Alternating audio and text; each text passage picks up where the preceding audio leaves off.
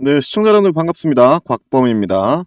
자, 현재 이뮤노시아가요, 이 단기 최고점을 기준으로 이 거래량은 확실히 좀 빠지고 있는데 연일 하락하고 있는 모습을 보여주고 있기 때문에 좀 다소 걱정인 우리 주주님들이 많을 거라고 생각합니다. 그러면서 이 저의 공부방에서도 여러분이 이뮤노시아 관련해서 정말 많이들 물어보고 있죠. 자, 우선요, 여러분, 2026년 이 바이오 산업은요, 이 폭발적인 성장세를 그대로 이어갈 겁니다. 특히 이 면역 항암제 분야는요, 혁신적인 치료법으로 전 세계에서 이미 주목을 받고 있고, 이 글로벌 제약 시장의 새로운 동력으로 부상하고 있는 가운데, 이러한 흐름 속에서 여러분들은 당연히 이뮤노시아와 같은 기업들을 안 볼래야 안 볼 수가 없습니다. 그리고 여러분, 제가 영상으로도 그리고 이 공부방에서도 항상 강조하는 말이 있죠. 우리는 이 주가가 미친 듯이 오를 때요, 어느 정도 이 분할 매도를 어느 구간에서 해야 되지? 라고 봐야 되는 구간이고, 내가 포지션이 없더라도 이렇게 추격으로 여러분들이 따라붙는 게 아니라 미친 듯한 상승 뒤에는 필연적으로 여러분 눌림이 나올 수밖에 없습니다. 그렇다면 이 눌림 때 많은 사람들이 공포를 느끼고 있을 때 우리는 이제 어느 구간에서 새롭게 이 매수를 들어가면 되지? 라고 봐야 되고, 기존에 들고 있으신 분들은 단기 고점 라인에서 일정 비중을 정리하셨더라면 내가 어느 구간에서 이 위에서 수익 실현한 물량을 다시 하단에서 재진입해야 되지? 이런 식으로 여러분들의 좀 전략적인 대응 부분을 제가 항상 좀 신경 쓰라고 좀 강조를 하고 있죠. 그러면서 분명히 이 고점 라인들에서 이 추격으로 이 따라 붙으신 우리 주주님들도 분명 계실 겁니다. 그렇다면 앞으로 이 현재의 흐름 속에서 어떤 식으로 우리가 이 대응 시나리오를 세워야 되고, 이 눌림 포인트를 어느 구간까지 잡고 우리가 봐야 되는지, 그리고 또 어떤 식으로 우리가 최대한 수익을 극대화할 수 있는지 알아보도록 하겠습니다. 오늘도 정말 중요한 내용 굉장히 많습니다. 영상 끊지 마시고 끝까지 시청해 주시고, 자, 바쁘신 분들 같은 경우에는 현재 제가 운영하고 있는 이 공부방이 있죠. 영상 하단에 댓글창에 링크를 걸어놨습니다. 이 링크를 누르시면은 문자를 보내야 한다 이런 말 일체 없이 여러분은 바로 입장이 가능하니까 먼저 입장 먼저 해주시고 오늘 영상 시청해 주시고요. 자, 저희 공부방은 딱 1000분까지로 제가 제한을 걸어놨기 때문에 그 이후로는 들어오고 싶으셔도 못 들어옵니다. 그러니 입장 먼저 하시고 오늘의 영상 시청해 주시면 감사하겠습니다. 영상 구독, 좋아요 한 번씩 부탁드리고요. 우선 우리가 잠깐 이 공매도 현황 좀 한번 보자고요. 자, 보시게 되면은 이 매매 비중을 봤을 때 정말 우리에게 굉장히 긍정적인 신호를 보내고 있습니다. 방금 보신 것처럼 공매도 비중이 거의 없다시피 봐야겠죠. 그렇다라는 건 현재 라인에서부터는요, 여러분, 큰 하락을 예상하는 이 투자 세력이 많지 않다라는 걸 의미하고, 이뮤노시아의 현재 구간을 이제 지지 구간으로 뒷받침해주는 요소 중 하나라고 볼 수 있겠습니다. 그리고 이 바이오의 결과가 나오는 시점이 보통 세 종류죠. 보통 학회 업데이트, 이 부분이 가장 빠르고 기대감이 붙기 쉽죠, 주가에. 그리고 규제 이벤트가 있습니다.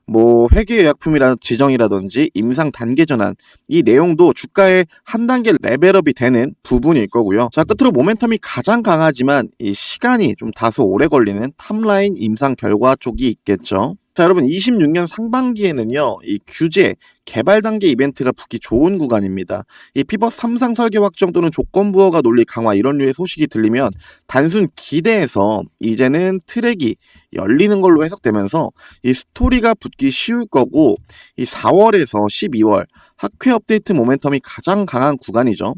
보통 바이오 주가 변동성이 큰 시즌이 보시게 되면 봄, 그리고 초여름, 그리고 가을, 초겨울인데, 이뮤노시아는 이미 이 루트를 타고 있어서 26년에도 업데이트가 공개될 확률 자체가 굉장히 높습니다. 그리고 여러분, 현재 이 자리를 좀 보면요, 과거 이들이 이 상승분에 있어서 본격적으로 상승을 만들면서 돈을 쓴 구간이 어디입니까?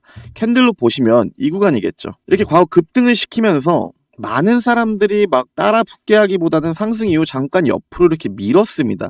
그럼 이 구간에 여러분 매물이 굉장히 많이 있다라는 거예요. 즉 어느 정도 이 두터운 매물이 굉장히 많이 쌓여 있다. 그들도 돈을 쓴 구간이고요. 자, 그러면 현재 이 가격대로 봤을 때 10,000원에서 이 11,000원 이 구간을 현재 두터운 지지 역할을 해줄 거고요. 캔들도 좀 보시게 된다면 하락은 하고 있지만 확실히 밑꼬리들이 이제 강하게 남고 있죠. 그렇다면 우린 여기서 이 두 가지 시나리오를 먼저 좀 그려볼 수 있어요. 첫 번째, 이 마켓메이커들과 우리의 가장 큰 차이점은 뭐라고 했죠?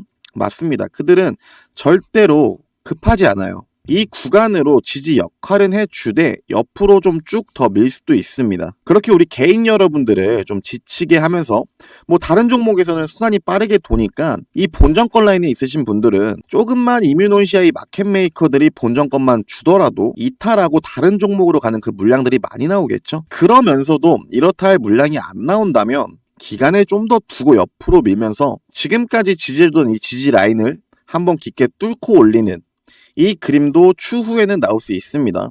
지금 당장 나온다기보다는 이 기간 조정이 길어지면 길어질수록 이런 그림들 아마 다들 많이 보셨을 거예요. 하지만 아직은 저는 지금 현재 구간에서부터 바로 아주 강한 눌림이 나올 거라고 보고 있지는 않습니다. 그리고 다른 하나의 시나리오는 우선 박스권 움직임을 보여주는 거죠. 현재 구간에서 지지 구간으로 밟고 상승을 한다면은 이 저항 매물대를 볼 때 우선 첫 번째로 이 13,000원 구간, 이 13,000원 구간에서 한 차례 저항을 맞을 거고요. 그러면서 점차 이 물량들을 계속 소화하면서 단기 최고점 이 16,000원 라인까지 도달하게 되겠죠. 그러면서 제가 이 주가의 강한 상승을 위한 조건 세 가지 뭐라고 말씀드렸죠? 차트, 그리고 재료, 끝으로 수급입니다. 이 3박자가 딱 맞닥뜨리는 순간 주가는 미친 듯한 상승을 보여줄 거고요. 이 고점 부근에서 이와 같은 상황이 나오면은 바로 뚫어줄 수도 있겠지만 자, 우리는 미리 어느 정도 저항을 막고 내려올 것도 미리 생각을 해보자고요. 그렇다면 여러분들이 이 단기 최고점 라인에서 바로 저항을 맞자마자 내려오는 모습을 보자마자 비중을 정리하는 게 아니라 저항을 막고 내려오는데 이 14,000원 이 구간도 이탈하고 그렇다 할 반등이 없다? 그렇다면 그 구간에서 전체 물량보다는 일정 비중을 정리하고 다시 하단 라인에서 평단을 조절하는 전략을 세워야 됩니다. 왜 전체 물량을 익절 안 하고 일정 비중만 정리하냐라고 물어볼 수 있는데요. 이뮤노시아처럼 이 지붕이 없는 차트는요. 언제 어떻게 이 미친 듯한 상승이 나올지 모릅니다. 그러니까 일정 비중은 그대로 두고 대응을 하는 게 맞다라고 보고 있고요. 자, 그러면 왜 이 구간에서 저항을 맞자마자 정리를 안 하고 왜 14,000원 구간이 뚫리면 정리를 하냐? 이 부분은 자, 다들 아시겠지만 저항 구간에서 저항을 맞고 내려오는 척을 보여주면서 이 박스권이라고 인지한 단타 물량들 대다수가 익절하고 나갈 겁니다. 하지만 상승이 강할 때 그 물량을 그대로 받고 이처럼 내리는 모습을 보여주다가 강하게 상승하는 이런 모습들도 굉장히 많이 보셨죠. 그렇다라는 건 이 상승에 있어서 추후에 일어날 이때 상승에 있어서 주요 지지 라인을 먼저 체크해야 되는데 그 구간은요 이미 과거에서부터 14,000원 구간은 수차례 저항을 맞은 구간입니다. 그렇다라는 건 충분히 고점 부근에서 과거의 저항 구간을 지지 구간으로 밟고 상승해주는 이 그림까지 우리가 어느 정도 미리 시나리오를 세워놔야 된다는 거죠. 그렇기 때문에 상승해주더라도 바로 이 구간에서 저항을 맞고 내려오는 게 보일 때 바로 일정 비중을 정리하는 게 아니라 14,000원 라인이 강하게 이탈된다라면 그 모습을 보고 일정 비중을 정리하면 된다. 이런 식으로 제가 지금 몇 가지의 시나리오를 말씀드렸는데요. 우리는 이러한 시나리오를 가지고 앞으로 일어날 이 이뮤노시아의 흐름에 있어서 말 그대로 그에 맞게 대응만 하면 되겠습니다. 현재 가장 중요한 건 우선은 이번 주의 이 흐름이죠.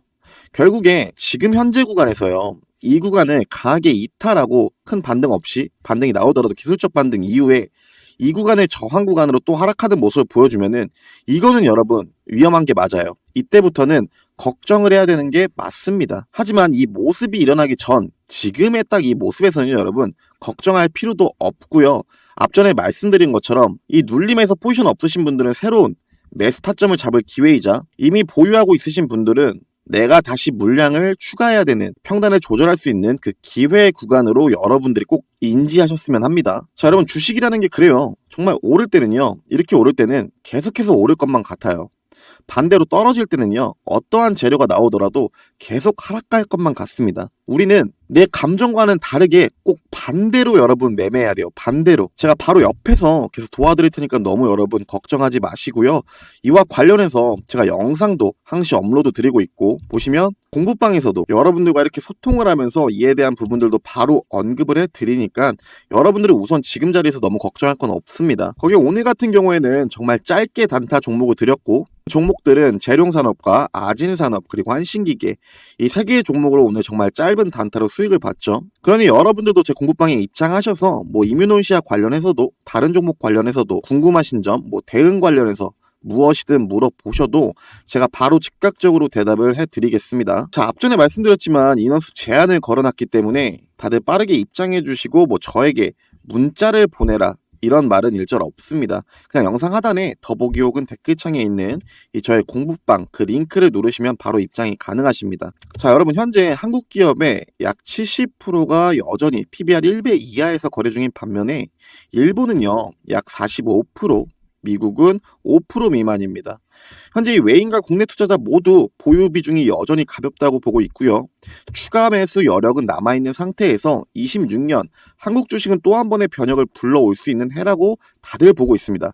그 안에서 여러분들은 어떤 식으로 이 매매 전략을 세워야 되는지, 그리고 또 여러분의 종목 포트폴리오 안에는 26년 어떤 종목들이 꼭 있어야 되는지 저희 공부방에 들어오셔서 다 알려드리고 설명드리고 있으니까 입장하셔서 2026년 저 곽범과 성공적인 투자를 하시길 바라겠습니다. 감사합니다.